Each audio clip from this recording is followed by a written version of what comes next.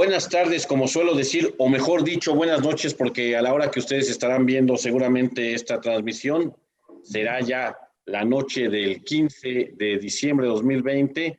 Este es el programa Las Reporteras, el programa que hace la plantilla informativa de la Jornada de Oriente, que está conformada en su mayoría por reporteras. Solamente su servidor Martín Hernández Alcántara y Efraín Núñez somos los únicos varones. El resto, como casi todo el equipo de la Jornada de Oriente, está conformado por mujeres y por eso se llama Las Reporteras.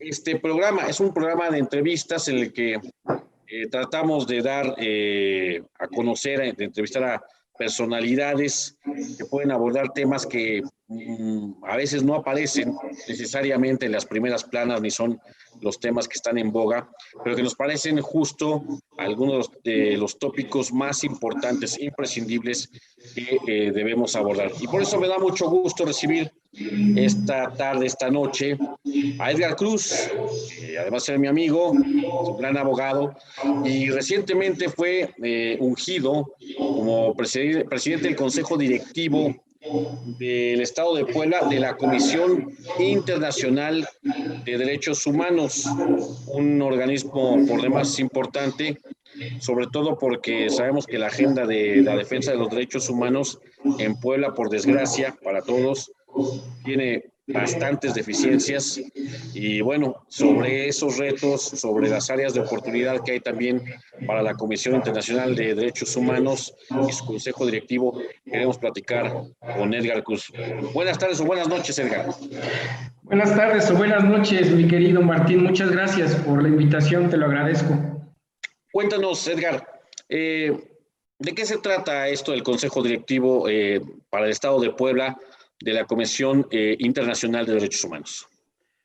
Pues mira, sobre todo que tenga el Estado de Puebla un consejo directivo que pueda coordinar trabajos, digamos, ¿sí? Coordinar trabajos en todo el Estado. Nosotros pertenecemos a la Comisión Internacional de Derechos Humanos y como tal, pues se trata de tener, digamos, una coordinación y vinculación en todo el país, digamos que en una cascada en la que podamos relacionar temas que tienen que ver con derechos humanos desde, digamos, desde la Ciudad de México hacia los diferentes estados, hacia los municipios, ¿no? Y pues básicamente hacia el individuo, ¿no? Que al final de cuentas es el que es donde reside, es el tema central del derecho humano, ¿no? El individuo de cualquier edad, cualquier sexo, cualquier posición económica. Cuéntanos, Edgar, hace, si no mal recuerdo, un par de fines de semanas atrás, hubo la unción de todo el consejo directivo, tú como presidente, pero hubo también algunas personalidades interesantes que acudieron aquí a Puebla a la toma de protesta. Sí, sí, la verdad es que la misma situación de la pandemia que estamos atravesando nos limita el tema de los invitados, ¿no? Y la verdad, pues nosotros nos limitamos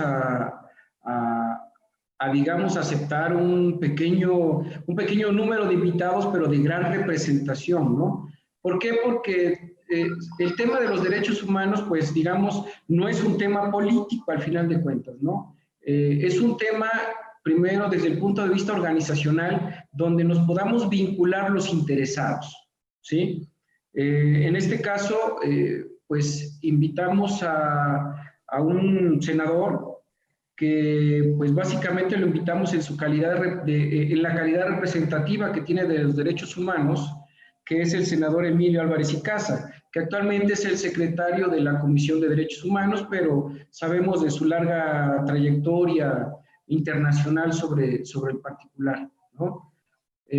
Invitamos a la Escuela Libre de Derecho de Puebla como institución de educación superior y como, digamos, una de las que ha tenido la vanguardia en la enseñanza y en la producción de abogados y de la investigación, ¿no?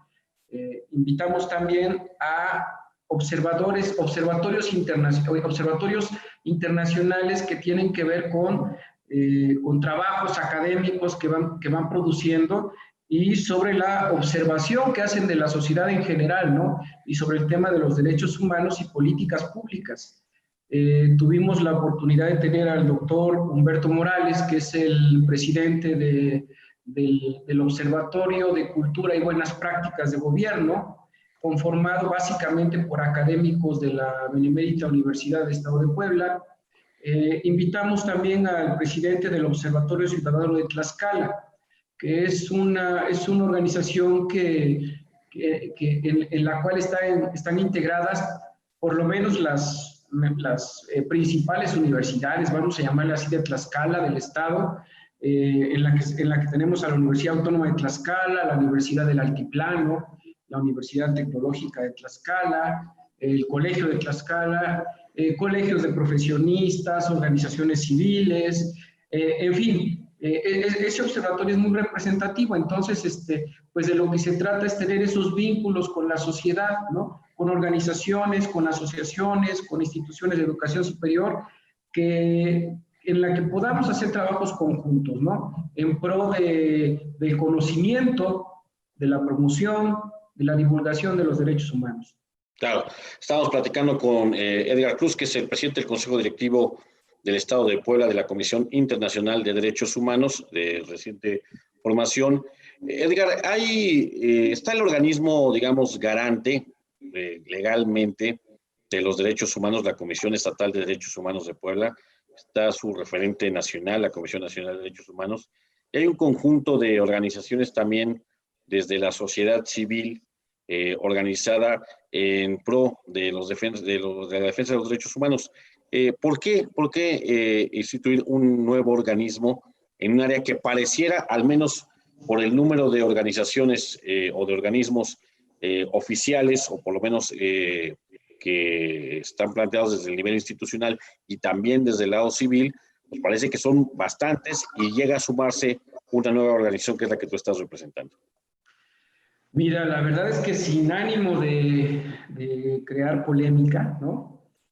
Porque pues todos sabemos cómo se nombró la presidenta de la Comisión Nacional de Derechos Humanos, ¿no?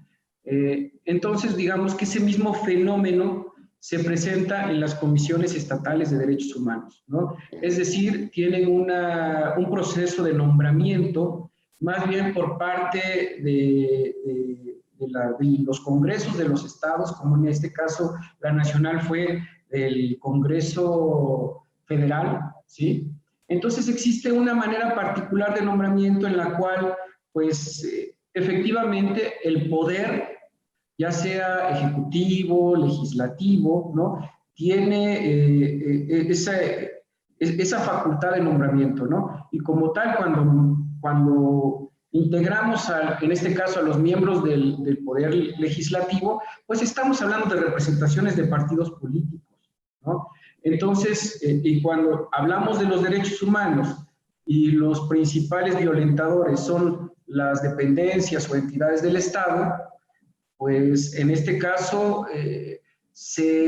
digamos, no queda muy claro el tema de la autonomía, de la independencia de estas comisiones estatales, ¿no? A lo largo de la vida democrática de este país, se han tenido que crear contrapesos, ¿no? Y dadas las circunstancias políticas, pues los contrapesos, por lo menos hace 20 años, lo hemos creado la sociedad civil organizada o no organizada, ¿eh? Pues ya estamos viendo ahora el movimiento feminista, ¿no? Claro. Es violento, es justificado y eso, pero al final de cuentas, pues no las vemos organizadas, ¿no? Entonces, pero sin embargo están resultando de un gran peso, ¿no? Por lo menos en la visibilización de la problemática existente. Claro. Edgar Cruz, presidente del Consejo Directivo del Estado de Puebla, Comisión Internacional de Derechos Humanos. ¿Cuáles son ustedes, digamos, las áreas que ustedes consideran que son más urgentes de atender en materia de derechos humanos? Hablabas hace un momento de que regularmente los principales violadores, los principales transgresores de las garantías universales suelen ser las autoridades.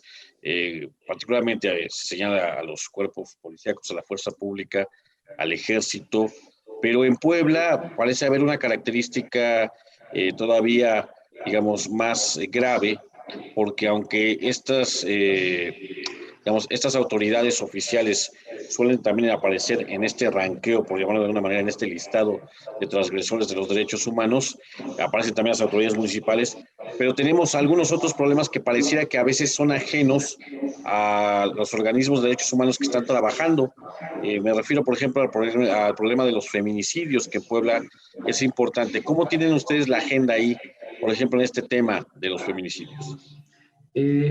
Mira, nosotros quisiéramos tener un análisis, digamos, de más grados, ¿no? De 180 grados, si es posible, porque el tema de los feminicidios culmina en un acto violento, ¿sí? Pero atrás de ello hay una serie de procesos que hay que analizar, ¿no? Que me parece, ¿no? O nos parece a todos los integrantes que es necesario analizarlo de diferentes perspectivas, ¿no? En el tema de los feminicidios, evidentemente, pues un valor de los derechos humanos está en la equidad de género, por ejemplo, ¿no? Tienen que ver inclusive los medios de garantías que tiene el Estado, pero también tiene que ver los procesos judiciales, ¿sí?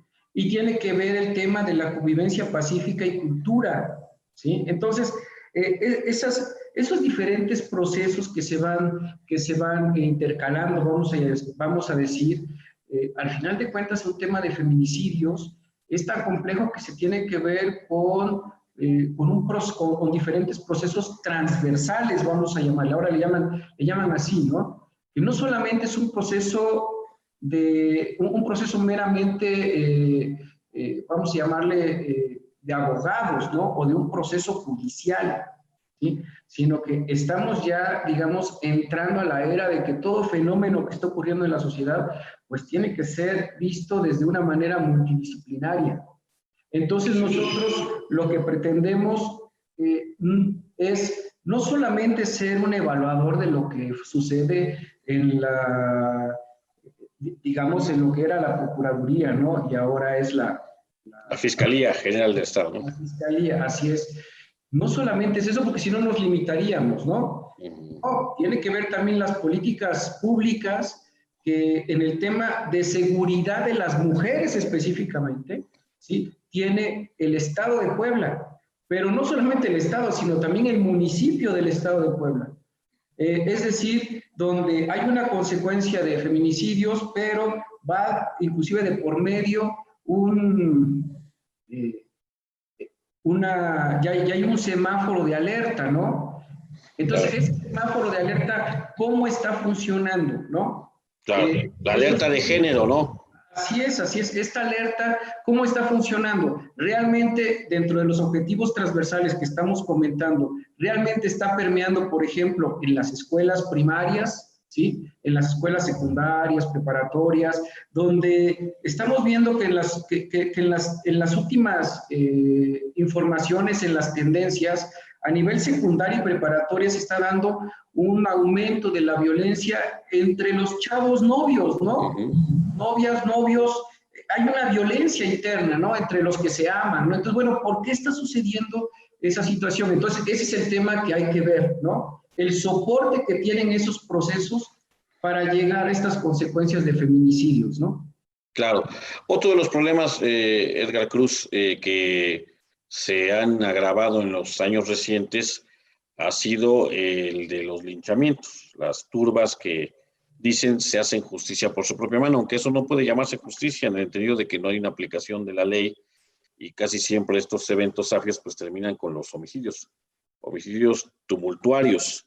Sin embargo, parece ser que también más allá de que no se pueden justificar este tipo de actos de la mayor violencia, parece ser que también son el reflejo de una ausencia del Estado, justo a la hora de aplicar a la justicia, justo a la hora de procurar la justicia, de investigar, de indagar, en fin, de hacer que alguien que delinque o que comete un delito en agravio de quien sea, pues sea castigado, y como esto no sucede, como la impunidad campea, pues suele cometerse este tipo de cosas por hartazgo social. ¿Cómo lo observan ustedes como defensores de derechos humanos? Efectivamente, lo vemos como una ausencia del Estado, pero además los sociólogos han definido a la persona que está incurriendo en ese delito tumultuario, efectivamente, colectivo. En ese imaginario colectivo hay una ausencia del Estado, ¿no? Hay una ausencia inclusive de pedir ayuda al Estado, ¿sí? A través de una llamada a cualquier policía, vamos a llamarle al 911, ¿no? En su imaginario, esa persona está pensando o ya tuvo una experiencia en la cual el Estado no le dio la respuesta que esperaba, ¿no? O sea, le falló. Así es, así es. Entonces, antes de que exista el segundo fallo, pues prefiere asegurarse de hacer justicia por su propia mano, ¿no? Inclusive en un imaginario el cual no, digo, no necesariamente es justo, ¿no? Hemos tenido ejemplos donde pues prácticamente se ve una injusticia donde, como los hechos ocurridos en San Nicolás, Buenos Aires, ¿no? Esta pareja, la abogada, y que fueron ahí nada más, vamos a decir, a darse un paseo como cualquiera de nosotros, ¿no? Y alguien gritó, ¿sí? Alguien gritó, son ellos y vienen a robarse a una niña o un niño, y ya, en ese momento pues ya se hizo la furiosidad colectiva, ¿no? Hasta llegar a la muerte. Entonces, pero además también, hasta en ese proceso, ¿sí? De linchamiento, hasta en ese proceso vemos la ausencia del Estado, porque además el Estado tendría que proteger a esas personas, ¿no? No permitir que en ese momento se llevara a cabo esa muerte. Y hemos visto cómo hay cámaras, ¿sí? Tenemos esas constancias en los teléfonos muy tristes, en las que pues vamos siguiendo el tema de los muertos, de la muerte y luego de la cremada, ¿no? De cuerpos todavía con vida, ¿no? Eso es muy triste, pero definitivamente tiene que ver con esa ausencia del Estado, el tema de justicia, el tema de la preparación de las policías porque inclusive en ocasiones los policías llegan y salvan, ¿sí? Bueno, pues la gente ha sustraído a estas personas de los mismos, pues yo no podría decir de las cárceles, ¿no? Sino pues de esos pequeños cuartos que tienen para detenciones, ¿no? Porque si no, uno no se puede explicar cómo es que pueden sustraer a estas personas y darles muerte, ¿no? Claro. Ahora se acaba de renovar, bueno, tiene recientemente el organismo garante en Puebla, la Comisión Estatal de Derechos Humanos, y en fechas recientes ha sido muy criticada porque se le ha visto poca intervención, poca acción de parte de la comisión en algo que no es nuevo, Edgar Cruz. Desde el sexenio pasado y en otros sexenios, en otros periodos gubernamentales con autoridades de distinto signo político, parece ocurrir lo mismo. Parece que la Comisión Estatal de Derechos Humanos en el Estado es solamente un organismo de parapeto, un organismo que se instituye, se funda, recibe lineamientos, una normatividad interna y hasta presupuestos con personal, pero solamente para cubrir los requisitos, para llenar una suerte de checklist en el cual se dice que se tiene ese organismo, pero que a la hora de la verdad parece no funcionar muy bien. ¿Cuál es la opinión de ustedes al respecto sobre este organismo? Mira, nosotros creemos que digamos, en estos últimos, que será en los últimos 6 años, ¿no? Esta renovación de comisiones, pues efectivamente ha resultado, vayámonos diciendo, ¿no? Es un nombramiento ad hoc, ¿no? Porque si no, realmente nosotros no tendríamos necesidad de crear ninguna organización, digamos, alterna, ¿no? Ninguna organización que tuviese la necesidad de vigilar que los derechos humanos se cumplan, ¿no? Que tengan digamos, las garantías mínimas necesarias. Ahora que,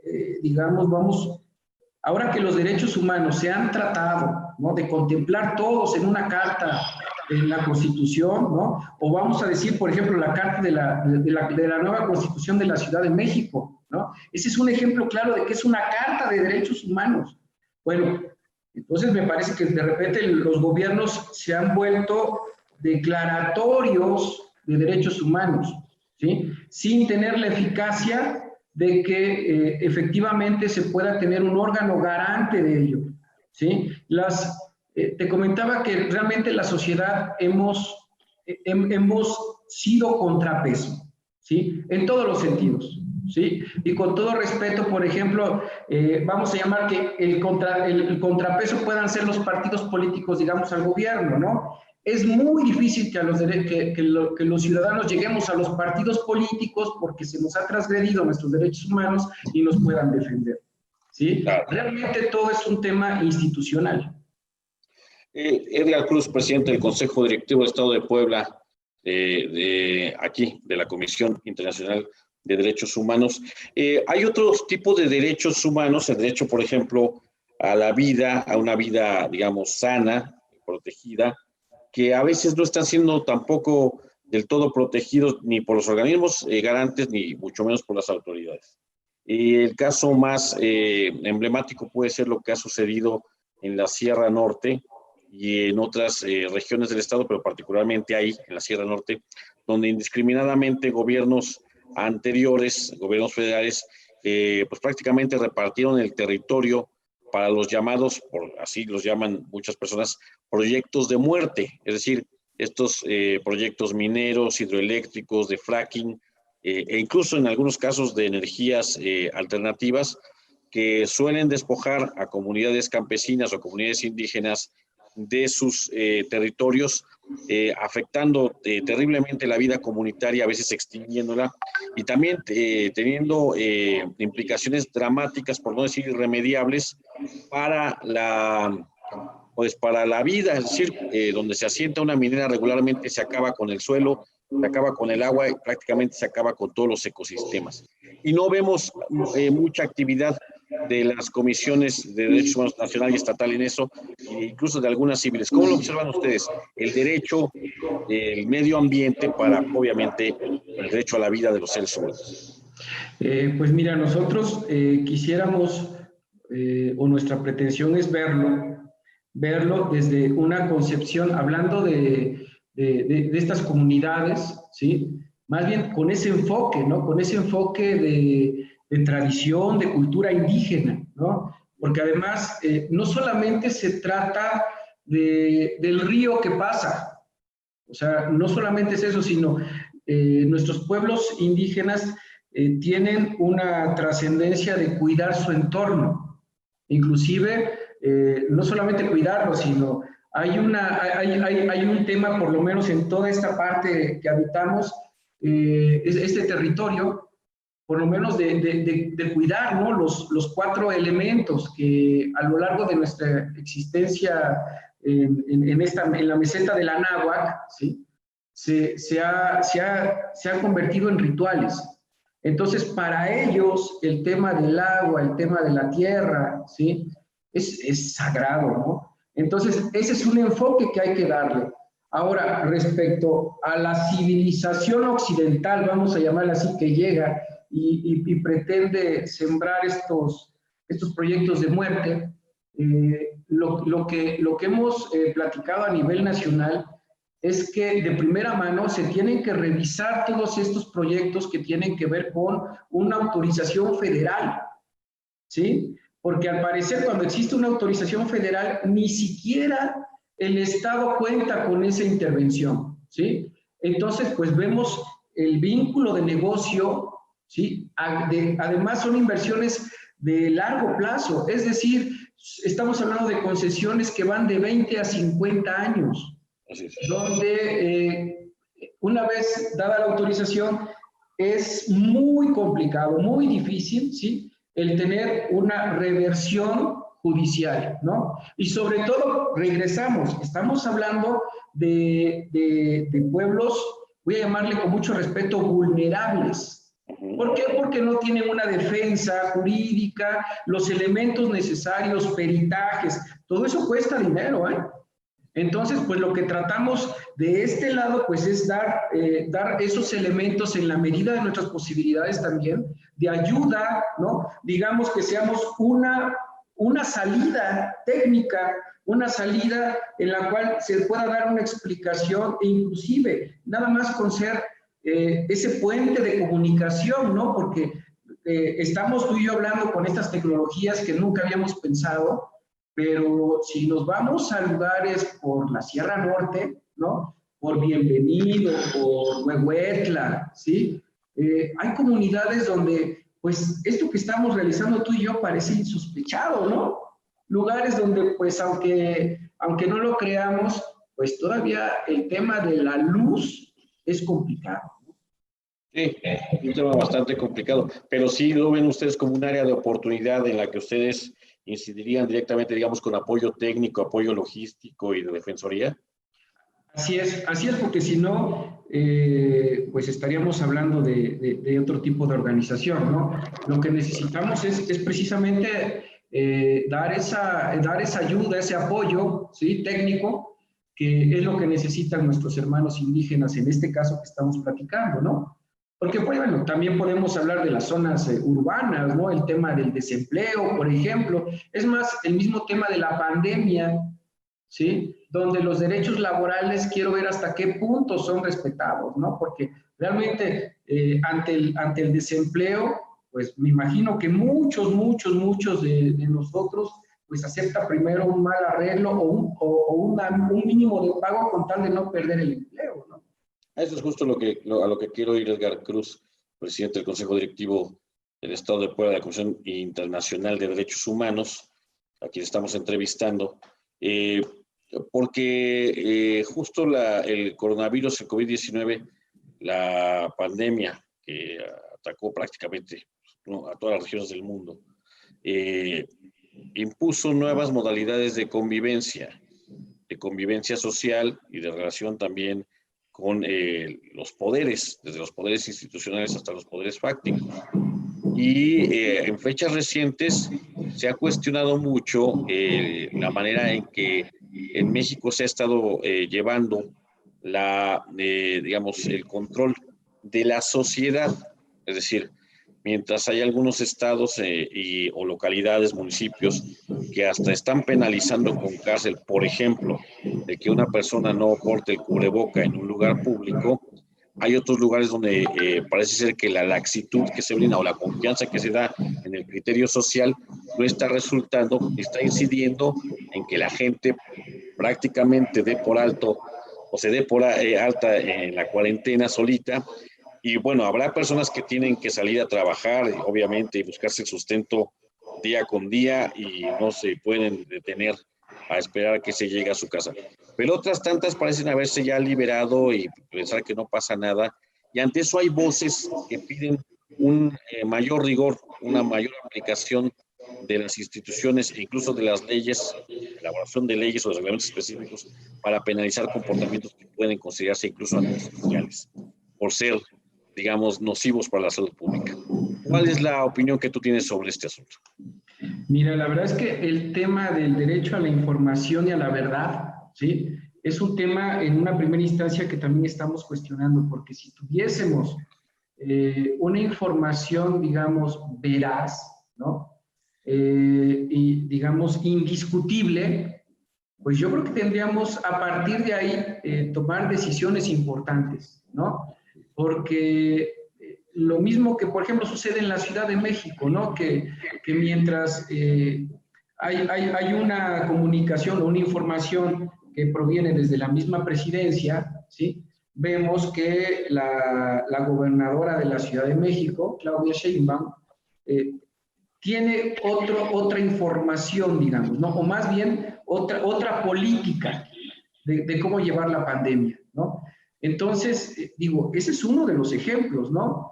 Porque también, regresando al tema de las comunidades indígenas, ellos tienen sus propias creencias, sus propias maneras curativas, vamos a llamarle así, ¿no? Entonces, ¿dónde está esa universalidad de la información? ¿Sí?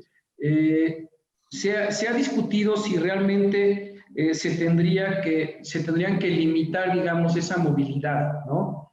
Nosotros creemos que sería necesario tener la información suficiente y en algún momento sí limitar esa movilidad, ¿no? Pero crear esas políticas públicas en la limitación de la movilidad, pero también, por otro lado, habría que proteger el derecho humano, por ejemplo, a la seguridad alimentaria, ¿sí? Es decir, o sea, te apoyo en todas, en estos temas, porque además estamos hablando de la movilidad, pero hay gente que tiene que salir de trabajo, pero ahora que está aumentando, por ejemplo, la violencia familiar, imaginemos que pues se tienen que salir porque corren riesgo, ¿sí? ¿Y a dónde se van a ir? Mismo es un riesgo, ¿no? Es un riesgo mayor que la propia enfermedad. Así es, así es. Entonces, ¿cómo es que pues estamos hablando de políticas públicas que habría que enderezar, que habría que informar, que habría que ampliar, que habría que dar conocimiento, ¿no? Que habría que analizar, porque además este lapso excepcional que estamos viviendo, ¿sí?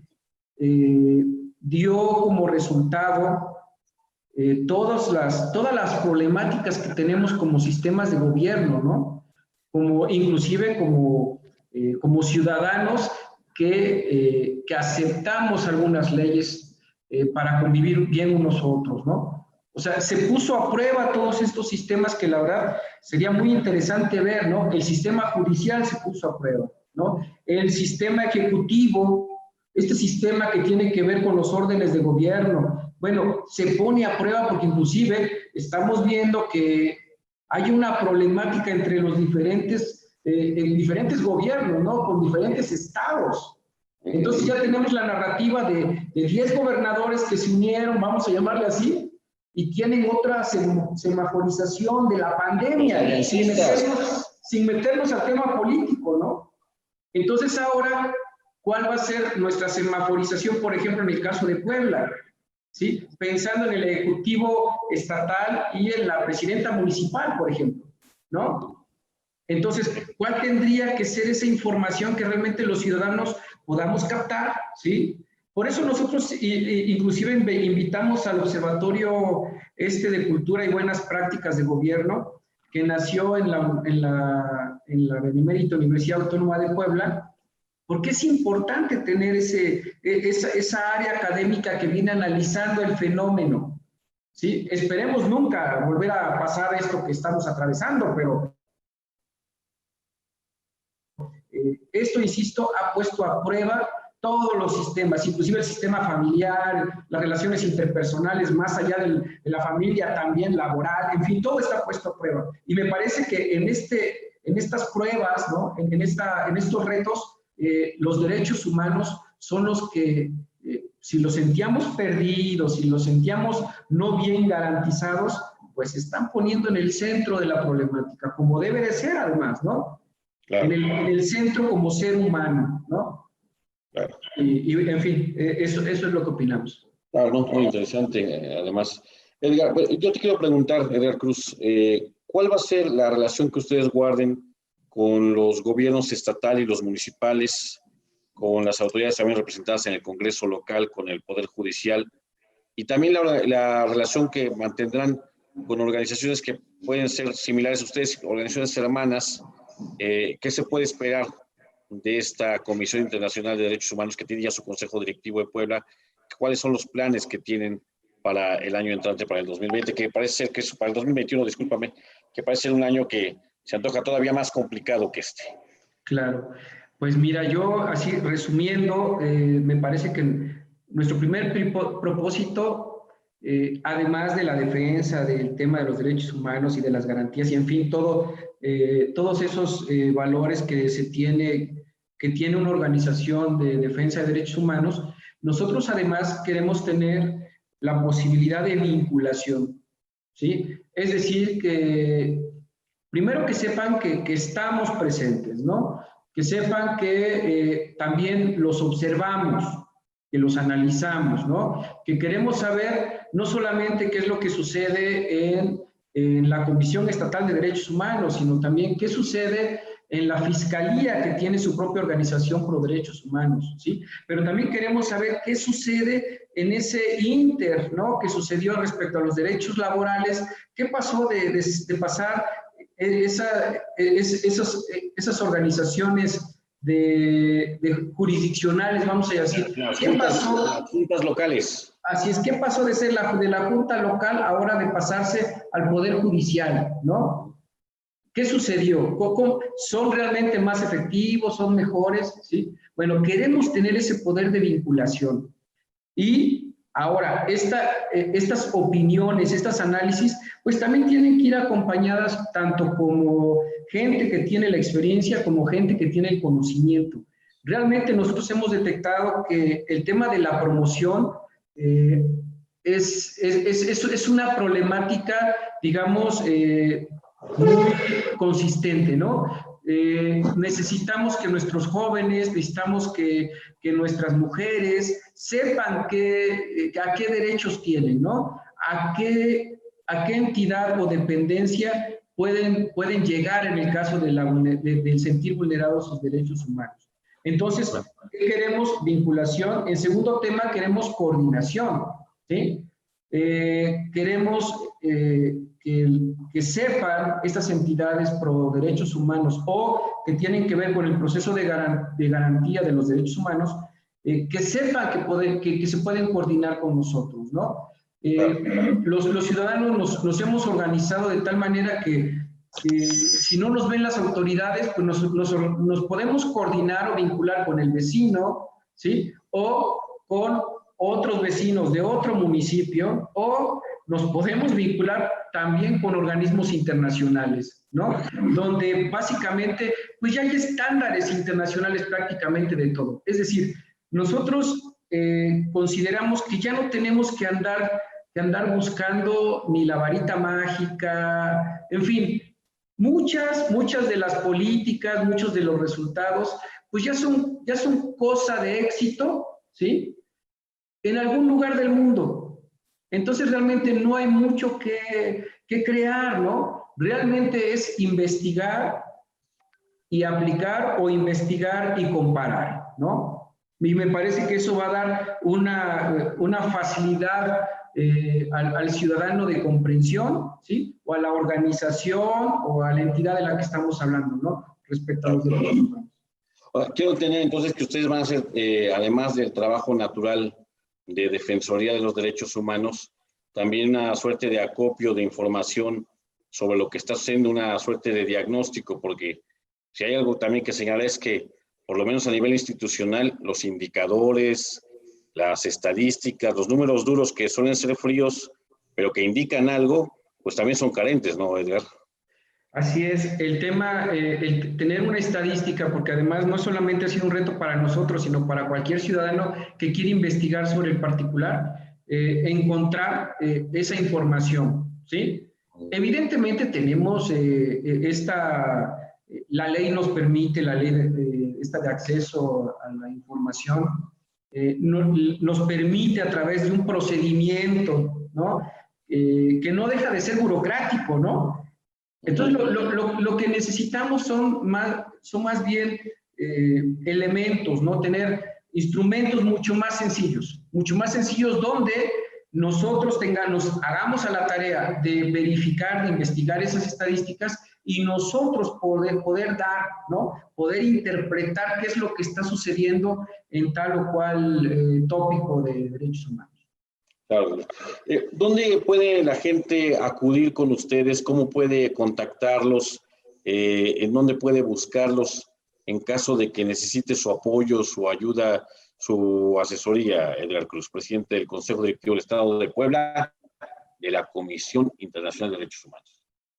Pues mira, nosotros tenemos una página donde pueden contactarnos de la Comisión del Consejo Directivo del Estado de Puebla de la Comisión Internacional de Derechos Humanos. Así estamos registrados en Facebook. Aquí están en el Facebook. Sí. Muy bien. O tenemos contactos telefónicos, ¿sí? Como es el caso del licenciado Javier Núñez, que es el 2221-823603, o en el caso de la licenciada Senda Prados, que el teléfono es 5562-274620. Claro. Digamos, son esas dos vías, además de, digo, pero realmente es muy sencillo, afortunadamente. Antes era más complejo. Sí, ya es No, por más. el día Facebook te escriben ahí un mensaje y inmediatamente se atiende, ¿no? Así es, así es. Pues Edgar Cruz, presidente del Consejo Directivo del Estado de Puebla de la Comisión Internacional de Derechos Humanos, no sé si quieras decir algo más, agregar algo que no haya yo tenido el tino de preguntarte, algo que quisieras decirle a la audiencia de la Jornada de Oriente que está viendo esta entrevista.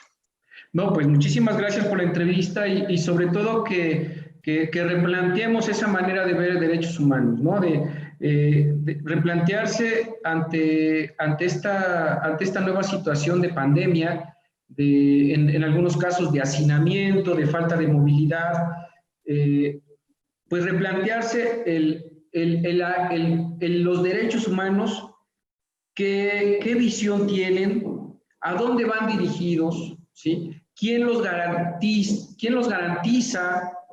¿Sí? Pero además de todo eso, en esta nueva realidad, donde necesitamos gente que sepa, que esté preparada, que tenga información y que tenga esas ganas de saber a qué somos acreedores respecto a los derechos, ¿sí? Porque me parece que entre más sepamos y tengamos esa información, también vamos a tener la reflexión de las obligaciones que tenemos como ciudadanos y eso nos va a dar mejor posibilidad de convivencia.